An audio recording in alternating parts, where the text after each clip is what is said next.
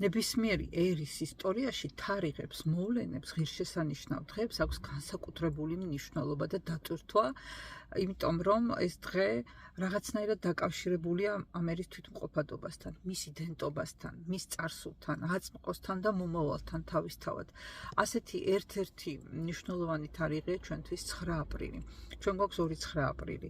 ტრამვა და ტრიუმფი, ტრამვული 89 წლის 1989 წლის 9 აპრილი, როდესაც საქართველოს თავისუფლებისა და ტერიტორიული მთლიანობისთვის მებრძოლ ქართველებს დაუპირისპირდა რუსული იმპერია სადამსჯელო რაზმებით უმოწყალოდ აჩეხა და ქიმიური გაზით მოწამლა მებრძოლი ქართველები. მეორე 9 აპრილი ეს არის 1991 წლის 9 აპრილი, როდესაც უზენაესმა საბჭომ გამოაცხადა საქართველოს დამოუკიდებლობის აღდგენა და დასაბამი მიეცა დამოუკიდებელ საქართველოს. უკვე 35 წელი გავიდა ამ მოვლენიდან. ეს არის ძალიან მნიშვნელოვანი დღე. ყოველ 9 აპრილს, რაც რიტუალური ქმედებები ხორციელდება რუსთაველის გამზირზე, ღამისთენება, რაღაცნაირი დაკავშირება, როგორც ხდება ხოლმე, მოკლედ. და ასევე ხელისუფლების წარმომადგენლები, დიპლომატიური კორპუსის წარმომადგენლები მიდიან და პატივს მიაგებენ გარდაცვლილთა ხსოვნას.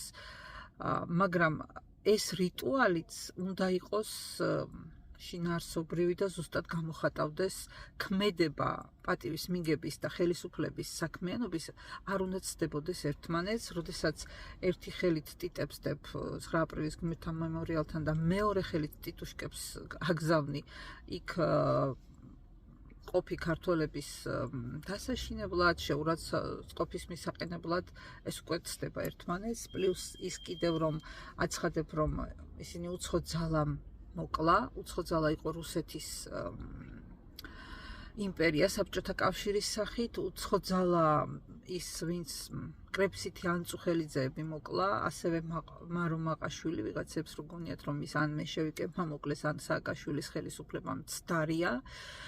ყველა შემთხვევაში რუსეთია ოკუპანტი, რუსეთია მოძალადე, რომელიც ყველანაირი მეთოდებით, მათ შორის ჰიბრიდული მეთოდებით პირველ რიგში, ახშობს საქართველოს განვითარებას და ქართველი ერის კონსოლიდაციას. ამიტომ 9 აპრილი ეს არ არის მხოლოდ თარიღი და რაღაცა ვალის მოხდა, 9 აპრილი ეს არის პასუხისმგებლობა საკუთარი ქვეყნის, საკუთარი აწმყოს წინაპრების წინაშე ვალის მოხდის და მომავლის წინაშე, რომ ქვეყანა უნდა იყოს თავისუფალი და დამოუკიდებელი და ქვეყანას უნდა ჰქონდეს ღირსეული კანონები, რომელიც მის მოქალაქეებს დაიცავ.